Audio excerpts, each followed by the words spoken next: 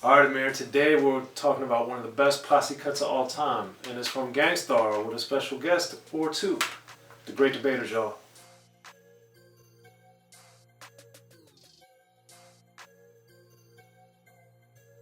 Alright, Amir, so today for The Great Debaters, we're going to talk about one of my all-time favorite songs, all-time favorite B-sides, all-time favorite collaborations, which is Dwyck by Gang Starr featuring Nice and Smooth. Now, Amir, this song has quite a story because even though it was released on the B-side of Take It Personal, which came out in '92, it was not on the Daily Operation album from which Take It Personal was on. And it came out as a single, and I'll never forget, me and my boy Noid back in Maryland, he loved this song like no other song in the world. So he had it on cassette, the single, and we would literally drive around and he would rewind it every time. We never listened to Take It Personal. Wow. If we drove somewhere and it took us 40 minutes, we listened to Dwyck 10 times and he would just rewind the single. And it was so crazy because I love the song, but Noid was out of control with this song. No relation to the Mobb Deep affiliate Big Noid, by the way. This is Maryland Noid, my friend.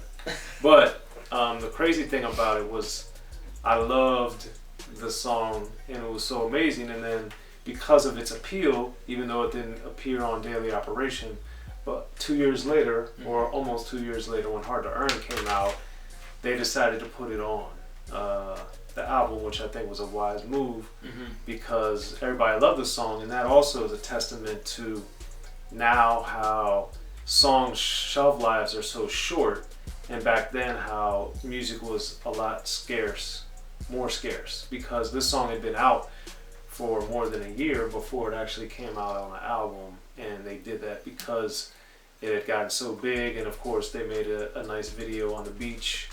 For those who are familiar with the video, if you're not, check it out. But Dwyck. So Amir, Yes. we're here on The Great Debaters to talk about who did the best verse. Now, Greg Nice comes on first. So when you're hearing Greg Nice, Amir, what do you think? Sets the tempo. Gang Starr's got to be the short shot. I've always loved the opening lines on that one. Greg Nice at very first, I didn't know how I felt about his echoey flow. Okay. When I first heard it way back when I first was listening to Gang Starr, Nice and Smooth. But it's really addicting. The ooh la la wee wee, Cassius Clay, just everything about it. But my favorite line on his verse was when he says, "I'll put lead in your ass and sip a cup of tea or drink a cup of tea." I was like, Peace to Red Alert. "Peace and free." So when he said that, I was like, all right, this has to be the best line of the song. It has to be. It's just too good. And Greg Nice, his flow, the echoey, just everything about it. And he says, "Premier, take me out with the fader." And Premier is just cutting all over this thing. It's just quite wonderful. Greg Nice, what do you think about the Greg Nice verse? I think it's amazing, and it's a great way to start off the song. And one of the tricks that he did was something simple, just by spelling his name and saying it in a cool way, which is always a good, very important thing to reel the listener in, to have something that's really memorable to start a song. And Greg Nice did an amazing job with that. And after getting taken out with the fader with Premier, we get to Guru. Now, Guru, part of the reason now that I love this song even more is that I got to introduce my daughter Lauren, who loves rap herself, to this song because she likes to drink lemonade.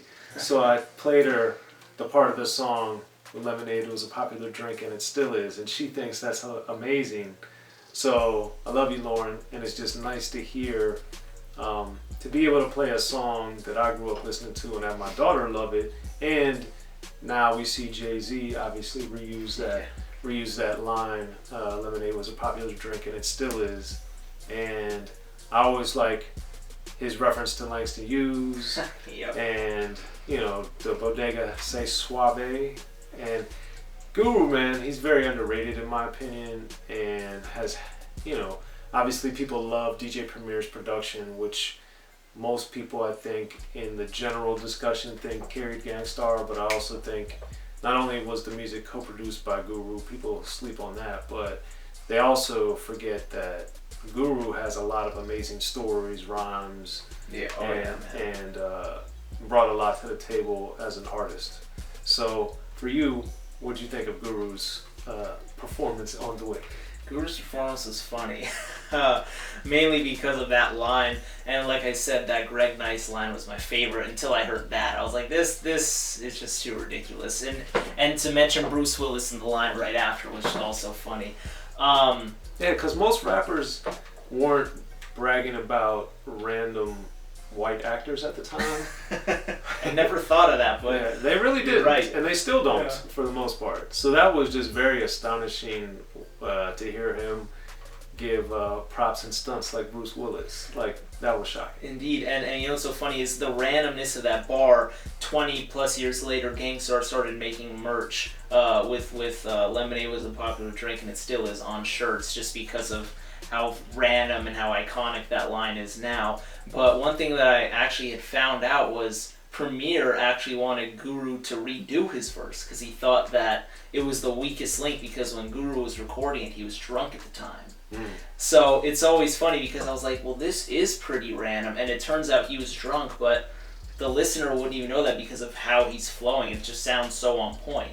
Yeah. So that's another thing with this, to kind of talk about that, is that it kind of gives off the freestyle vibe, where it's kind of a beat where I feel like I can hear in a cypher. Okay. Like, I can hear 9 people just rapping over this in succession and, you know, grab the mic, take a turn kind of thing. Right. So it kind of gave off that vibe. And Guru, yeah, although drunk, I'm happy they didn't, you know, take this verse out and make him re-record, because it was a hitter for sure. For sure. And speaking of hitters, don't leave your Philly at home, because Smooth B's coming to town. But he wants the blunt, right? Yes. Philly blunt? Yes. So Smooth B bats clean up on the song and delivers probably one of his more memorable verses as a guest. You know, and one of my daughter's favorites, because she likes the math, is the subtract delete. All of the wick whack that want to be new jack, but they lack the new neck, that's coming from way, way back. Oh, wow. Whoa. It's amazing, man. So when you have the subtract delete thing in there, that was just like a pretty cool, again, very different, distinctive thing. And it was just nice to hear Smooth B and Greg Nice over Amir production. And then, you know, the way that Smooth B, I write it tonight to bring truth to the light. Like, dude, he had just so much going on in his verse. It was amazing. So what'd you think about Smooth B? So just how I was talking about how I thought like it was such a freestyle kind of song, I thought Guru was kind of like a little freestyle flowy, and same with Greg Nice with some of the things he was saying, but Smooth B was probably the most calculated verse, I would say, that's for sure. If he freestyled that, I'd be like, right. You know, bow down. Yeah, you know, but he also had like some great lines like knowledge coming out my esophagus, and his one at the end where he says Smooth B never bites. When I first heard this, for some reason I thought Smooth B sounded a little like Snoop for some reason, because when I first listened to hip hop, I was listening to the Death Row artists before anyone else. That was when I was really put on. So I was like, is he biting Snoop? And then I was like, I did my research finally. I was like, no, he came before Snoop. I mean, not to say even Snoop took from Smooth, they just reminded me of each other. So I thought that line kind of stuck out to me when I first heard it. But it's just as you said, man, some of the lines that he has on there were just great. And a bit contrast to, like I said, the more freestyle, flowy Guru and Greg Nice. Smooth came calculated and came correct. So, Amir, all that being said, it's time for us as the great debaters to name who we think gives the best verse on Dwyck. So, Amir, who you got and why? Oh, man. Okay, well, I have 2 answers, one being my favorite, one being the one I think is the best. Okay. The one that's my favorite is the Guru verse. Just the history, him being drunk, him rapping it and not sounding drunk at all, the classic, and still, I guess, relevant with the shirts being produced, Lemonade line shirts. I gotta give it to him there. But what I think is personally the best is the Greg Nice verse. I just think that verse is just amazing, and the sound effects and just like the lead in your ass line. But hearing those smooth lines that you're just reciting, it's like crap. Like, I don't know now. But that's what I'm saying. Well, my vote is for Smooth B. Okay. And I think it's immaculate and impeccable in every single way because he's got so much going on, from some wisdom, esophagus being used in a, it's just uncommon word choices, the imagery, the intricate rhyme patterns that he's using, just everything about it is just phenomenal. And I think Smooth B and Greg Nice, for that matter, don't get a lot of credit, or not nearly as much as they should, for their greatness as artists. And so I was glad when this song came out, and then getting to know them a little bit over the years and talking to them a few times. It's been great to, talk to them and go over their career and their accomplishments, of which there are many. But I think Dwyck is the song that really showed, beyond obviously their own material, what they could do, and do it at such a high level. And I just think Smooth B, man, like, shout out to you, because it was amazing. I think Greg Nice and Guru are also phenomenal, of course, on the song, but I think Smooth B just, literally and figuratively brings it home. So that's my vote. You guys got Amir's vote for Greg Nice, so make sure you hit us up in the comment section. Make sure to like, subscribe, and comment on here on Unique Access and Rappin' and Snackin'. And I'm Soren Baker. Amir, Rahimi. Check us out, y'all. Gang Starr, Dwyck. Let us know what you think the best verse.